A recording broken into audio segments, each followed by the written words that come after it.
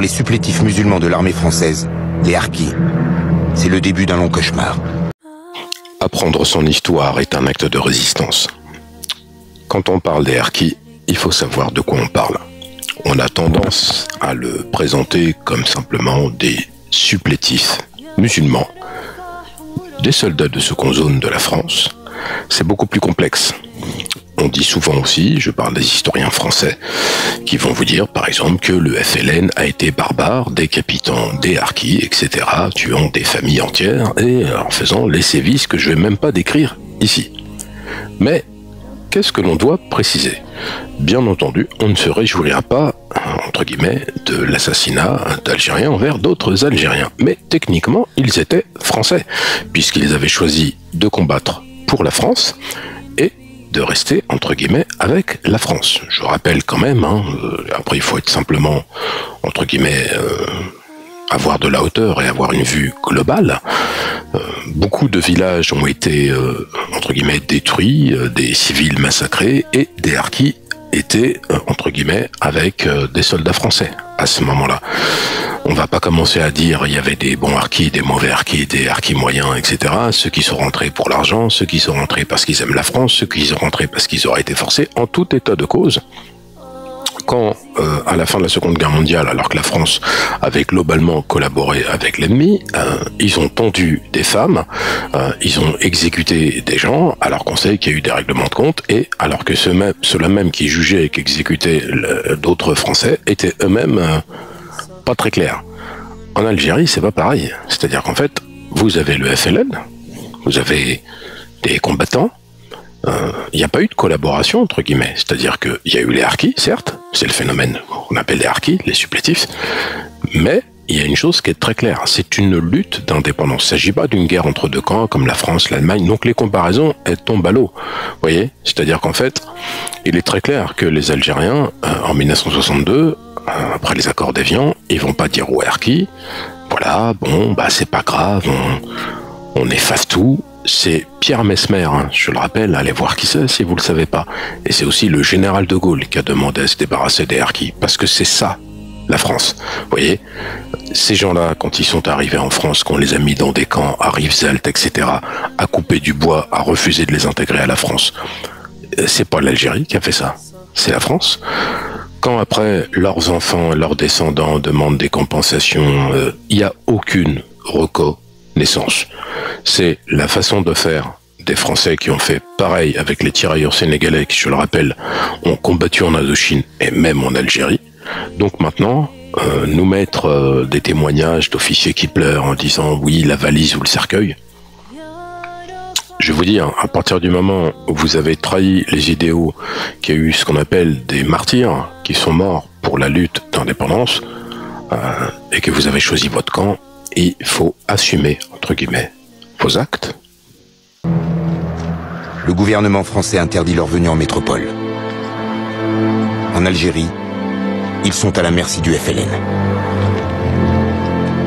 Le jour où on a signé, on a laissé tomber ces gens, on est rentré chez nous, dans le désarroi le plus complet pour tous les appeler, et en livrant tous ceux qui avaient décidé de rester à la barbarie. Je revois ces gars que je ne connaissais pas. L'un qui me dit « Mon lieutenant, mais quand vous êtes parti, on nous tuait !» Donc j'ai fait ça. J'en ai quelques-uns qui voulaient s'accrocher à la ridem du GMC, qui voulaient monter. Et moi, mes militaires qui étaient là, je disais non, marchez-leur sur les doigts, on ne peut pas les amener. Et là encore, vous partez, vous fermez la porte, et vous ne savez plus où vous allez. Vous allez ouvrir une autre porte, puis vous refermerez de la même façon.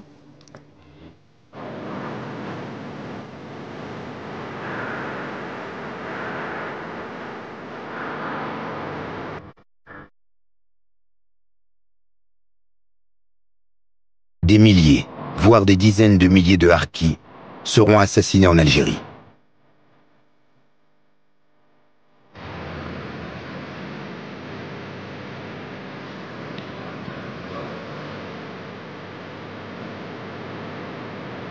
Je suis témoin quand le FLN était rentré dans les casernes.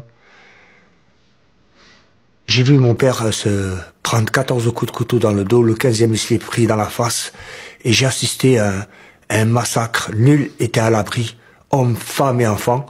Et puis, on a fui avec ma mère qui était enceinte. Et puis, on est rentré en justesse dans un camp de repliement. On a vu des gens se faire massacrer devant les portes de l'armée française. Je pense que, à partir de l'âge de 5 ans, je suis rentré dans l'âge adulte.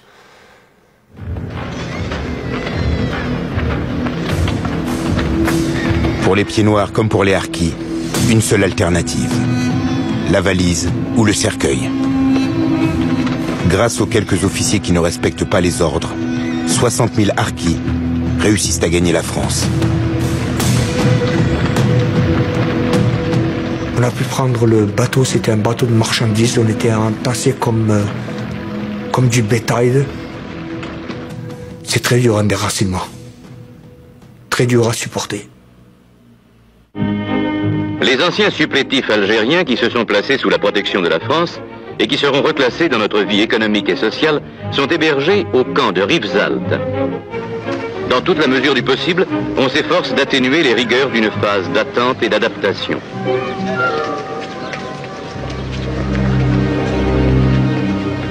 La propagande montre l'accueil bienveillant des autorités. En réalité, les harkis sont regroupés dans des camps, loin des villes, pour que nul ne les voie.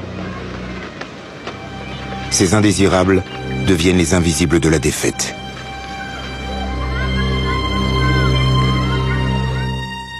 On a été rapatriés en 62, on a connu la France en 1976. Pendant 14 ans, on était où?